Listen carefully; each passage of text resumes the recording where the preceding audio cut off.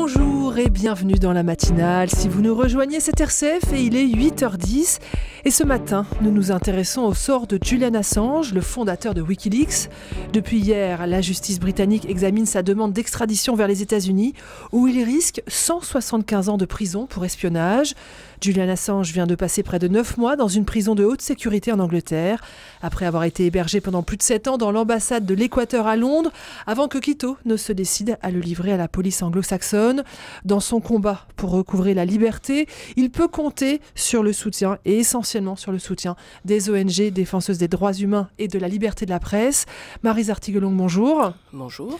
Vous êtes la vice-présidente de la Ligue des droits de l'homme. Aux côtés d'autres ONG, comme Amnesty ou Reporters sans frontières, vous défendez le cas Assange. Alors d'abord, expliquez-nous, Julian Assange est-il un lanceur d'alerte comme les autres ? Écoutez, non, peut-être pas un lanceur d'alerte comme les autres. D'abord, il est certainement beaucoup plus connu que la plupart des autres lanceurs d'alerte, même si son sort n'est pas plus enviable. C'est vrai que c'est quelqu'un qui est difficile à cerner, qui a peut-être des méthodes qui ont choqué. On lui reproche beaucoup. On reviendra sur ce qu'on lui reproche. Donc, pour nous, de toute façon, il mérite d'être défendu comme un lanceur d'alerte comme les autres. Alors, qu'est-ce que nous devons à Julian Assange et à Wikileaks ? Alors, on doit à Wikileaks et à Julian Assange des révélations sur les exactions américaines, notamment en Irak, avec la publication qui a choqué, je pense, la planète entière de Collateral Murder, où on voit un hélicoptère américain qui tire sur des civils au sol, et notamment 2 reporters de Reuters, je crois, qui ont été tués. Et ça, c'était pendant la guerre en Irak. Hein. Voilà, pendant la guerre en Irak. Et donc, il a révélé aussi tous les rapports sur la guerre en Afghanistan. Donc, ce sont des révélations que les gouvernants des États-Unis n'ont pas beaucoup appréciées. Des révélations qui font état de torture. Absolument, oui, absolument, et qui lui ont paru devoir être révélées au grand public. Et pour nous, effectivement, c'est une nécessité. S'il y a des crimes de guerre, il faut qu'ils soient révélés et il faut que les responsables des crimes de guerre puissent être punis, jugés. Or là, c'est lui qui est jugé, mais les criminels de guerre ne le sont pas.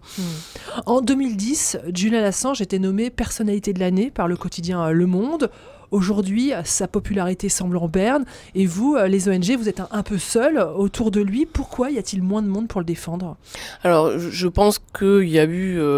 on peut lui reprocher plusieurs choses à Julian Assange. De s'être certainement mal défendu, d'avoir peut-être une certaine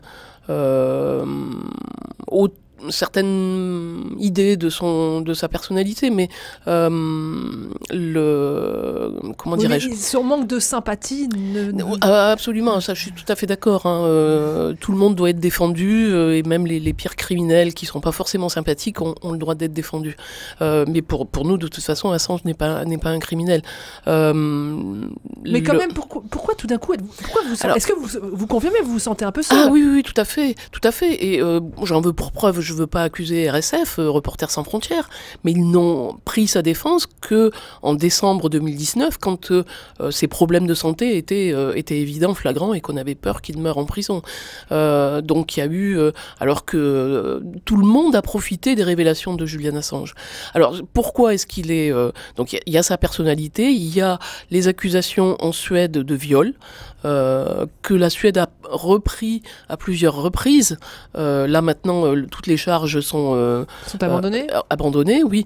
Mais je crois que c'est et puis c'est soi-disant accointance avec la Russie. Je pense qu'il a effectivement... Est-ce qu'on peut dire qu'il a déstabilisé la campagne d'Hillary Clinton, comme on peut le lire, et donc il aurait fait le jeu et de la Russie et bien sûr de Donald Trump ? Alors écoutez, si je pouvais vous donner une réponse fiable sur cette question-là, je serais peut-être pas ici. Mais quand même, il fait partie de... Bien sûr, c'est Wikileaks qui a divulgué tous les emails d'Hillary Clinton. Oui, tout à fait. Je pense que pour lui, Hillary Clinton, c'est l'image de la corruption de la démocratie, corruption en général, hein, pas. Donc, je pense qu'il a considéré Hillary Clinton comme une ennemie. Donc, effectivement, mais je pense pas que c'est ça qui a fait changer le vote aux États-Unis. Hein. Je pense que c'est quand même beaucoup plus complexe que ça. Est-ce que WikiLeaks se serait pas fait manipuler par la Russie ? J'ai pas de preuves. Et a priori, il connaissait pas ses sources. C'est ce qui est dit par son entourage. Pour ces révélations-là, il ne connaissait pas les sources. Donc, et a priori, c'était un interlocuteur roumain qui lui avait fourni ces révélations. Donc, est-ce qu'il a été manipulé par la Russie ? C'est possible. Je pense que effectivement. Je dis pas que personne n'est à l'abri de se faire manipuler par la Russie, mais voilà, moi j'ai moi-même été interrogé par Russia Today pour me rendre compte sur une autre question qui n'a rien à voir. Russia Today, c'est le site internet d'information qui est un peu la voix de la Russie en France. Voilà, absolument. On va dire ça avec euphémisme. Voilà, donc je pense que tout le monde peut se faire piéger à un moment donné. Là, effectivement, c'était assez grave si c'était un piège. Je sais pas, je peux pas dire s'il l'a fait sciemment ou pas. Maryse Artiguelong, les soutiens du début de Julian Assange et de WikiLeaks, comme le quotidien Le Monde, semblent avoir pris quelques distances et depuis quelques années. Ils dénoncent entre autres les pratiques de WikiLeaks qui publient tout à tort et à travers, sans filtre, entre autres des documents d'État non expurgés qui seraient susceptibles de mettre certaines sources en danger. Est-ce que c'est vrai ou là encore, on s'acharne Écoutez, c'est ce qu'on dit effectivement, qui met ses sources en danger. Pour l'instant, on n'a vu personne devant les tribunaux des États-Unis étant condamné ou même jugé à cause de fuite de Julian Assange. Donc, est-ce qu'il quelle est la philosophie de Julian Assange ? Est-ce que vous pouvez nous aider à comprendre ça ? Alors là, c'est encore une fois, si je pouvais vous expliquer la philosophie de Julian Assange... C'est-à-dire qu'on publie tout et puis le bon peuple fera le... Oui, c'est un peu ça, mais c'est aussi un travail dans l'urgence, c'est un travail qui... En plus, ce qu'il faut savoir, c'est que quand il y a eu les révélations sur les mails d'Hillary Clinton, notamment, il était à l'ambassade d'Équateur. Il n'avait pas forcément des conditions idéales pour travailler. De toute façon, il n'a pas toujours été... Enfin, il n'était pas tout seul au départ pour les révélations de WikiLeaks, donc c'était un travail de groupe. C'est vrai qu'il s'est beaucoup fâché avec ses collaborateurs, mais peut-être que s'il avait travaillé dans d'autres conditions, les révélations n'auraient peut-être pas été du même ordre. Je veux dire qu'il aurait... On ne pourrait pas l'accuser d'avoir mis des personnes en danger. Mais pour vous, à la Ligue des droits de l'homme, est-ce qu'il n'y a pas des limites à la liberté d'informer ? Est-ce qu'on peut mettre toutes les informations sur la place publique ? Ou est-ce que le travail de journaliste, de tri, de hiérarchisation, de vérification n'est pas essentiel ? Si. La liberté d'informer passe forcément par...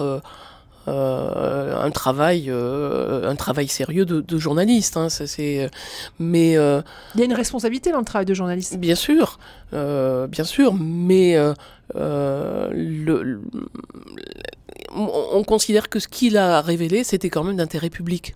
Or, les États-Unis lui dénient dans l'acte d'accusation l'intérêt public pour sa défense. Donc là, Julian Assange est dans un tribunal anglo-saxon qui doit décider si ils extradent Julian Assange vers les États-Unis, où il risque plus de 170 ans d'années de prison pour trahison et espionnage. Qu'est-ce qui se joue pour vous dans ce procès ? Pour nous, c'est ce qui se joue si le Royaume-Uni décide d'extrader Julian Assange. C'est une question de démocratie et de liberté d'information. Liberté d'expression, liberté d'information, et c'est aussi un abaissement des démocraties, parce que le Royaume-Uni, que je sache, est encore une démocratie, et s'il livre Julian Assange, c'est un déni de démocratie. Parce que même si le Royaume-Uni a quitté l'Union européenne, le Royaume-Uni est toujours membre du Conseil de l'Europe. Et donc le Royaume-Uni a signé la Convention pour la sauvegarde des droits de l'homme et des libertés fondamentales. Et à ce titre-là, le Royaume-Uni a des obligations. L'obligation de faire en sorte qu'un citoyen qu'une personne, puisque Assange est citoyen australien, qu'une personne ne soit pas soumise à la torture. Or là, on sait très bien que, d'abord, déjà, en Angleterre, il est victime de torture, parce que le fait d'être isolé... C'est grave ce que vous dites. En Angleterre, nos voisins anglais les conditions de détention dans la prison de Belmarsh sont considérées comme de la torture. Le rapporteur de l'ONU, donc c'est pas moi qui le dis, c'est le rapporteur de l'ONU, Nils Melzer, qui a dit à plusieurs reprises que les conditions de détention de Julian Assange équivalaient à de la torture. Il était dans une cellule isolée, et quand il se déplaçait, tous les autres prisonniers étaient évacués. Il n'avait aucun contact avec les autres prisonniers. Il n'a eu droit à accéder, donc il a été emprisonné en avril, il a eu accès à son dossier judiciaire en octobre. Et ce qu'on sait aussi sur ça, c'est pas une détention, mais quand il est resté à l'ambassade d'Équateur, on sait qu'il a été surveillé en permanence. Et donc ça ne s'est pas fait sans l'autorisation du Royaume-Uni. Qu'est-ce que recherche la Grande-Bretagne dans cette histoire ? Je sais pas. Honnêtement, je ne sais pas. Le fait que la Grande-Bretagne ait quitté l'Union européenne, et on a bien vu que il y avait une volonté de se rapprocher des États-Unis. Est-ce qu'ils veulent disons, prendre une décision favorable aux États-Unis? Je ne sais pas. Est-ce que c'est lié à des accords commerciaux? Je ne sais pas du tout ça.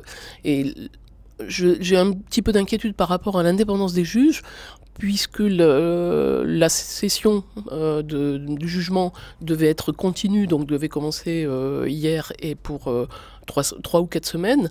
Et donc, ça va se faire en 2 temps finalement. Ça va se faire en 2 temps. Ça parce que permet de les préparer États-Unis, sa défense, non, parce que les États-Unis n'avaient pas de personnes disponibles pour assister au procès pendant toute la durée, si ça commençait maintenant. Or, j'avais entendu une juge qui disait que c'était prévu à ce moment-là et qu'ils ne changeraient pas. Pour se mettre, et voilà, ils sont mis à disposition des Américains. Maître Dupond-Moretti, un avocat français, un grand ténor du barreau, très connu, l'un des avocats de Julian Assange, va déposer une demande de droit d'asile à Emmanuel Macron.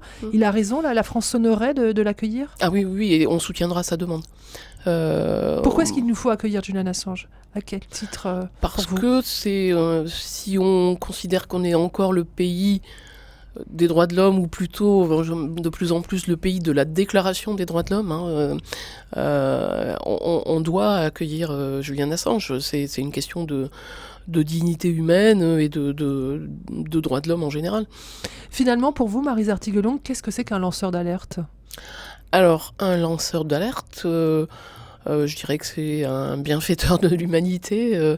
Non, mais ce sont des personnes qui sont essentielles dans le fonctionnement de la démocratie, parce qu'elles révèlent des informations sur des dangers pour la santé de la population, pour d'autres sujets, sur d'autres sujets. Elles prennent sur elles la décision de révéler ces informations. Elles savent que ça représente un danger. On voit bien que la plupart des lanceurs d'alerte ont vu leur vie complètement transformée, et pas forcément pour leur bien-être. Donc ce sont des personnes qui sont très importantes. Il y a des processus à respecter, on peut pas balancer lancer l'alerte. Voilà. Mais il y a maintenant en France la maison des lanceurs d'alerte qui peut aider des personnes qui connaissent des faits qui pourraient être essentiels pour être portés à la connaissance du public.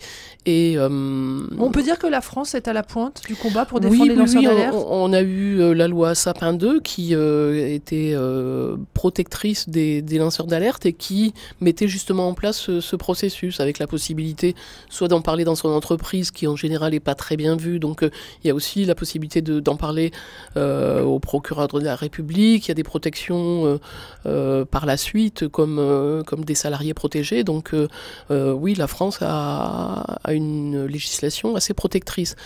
En ce qui concerne l'Europe ?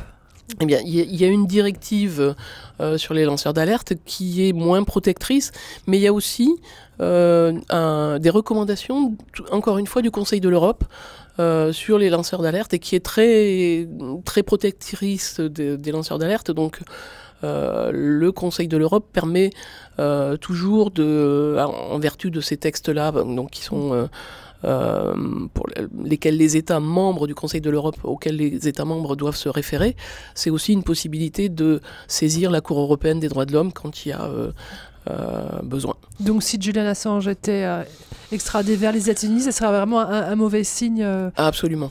Absolument un mauvais signe pour les libertés et pour la démocratie. Maryse Artigolong, pour terminer, une dernière question qui n'a rien à voir avec Julian Assange. Et encore, vous êtes une spécialiste des libertés sur le net et les réseaux sociaux. On sort de cette affaire Griveaux. Pouvez-vous nous dire ou redire pourquoi le respect de la vie privée est une question essentielle en démocratie ?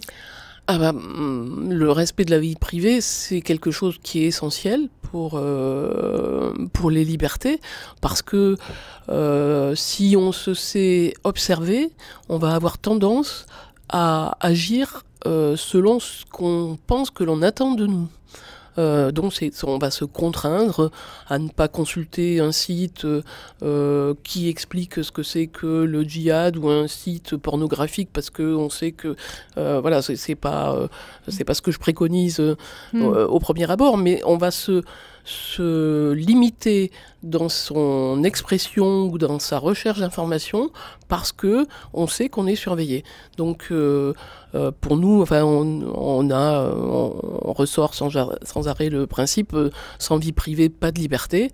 Et je crois que les faits nous donnent raison. Oui. Merci beaucoup, Maryse Artigolong, d'avoir Merci. été notre grande invitée ce matin. Je rappelle que vous êtes la vice-présidente de la Ligue des droits de l'homme. Merci à vous.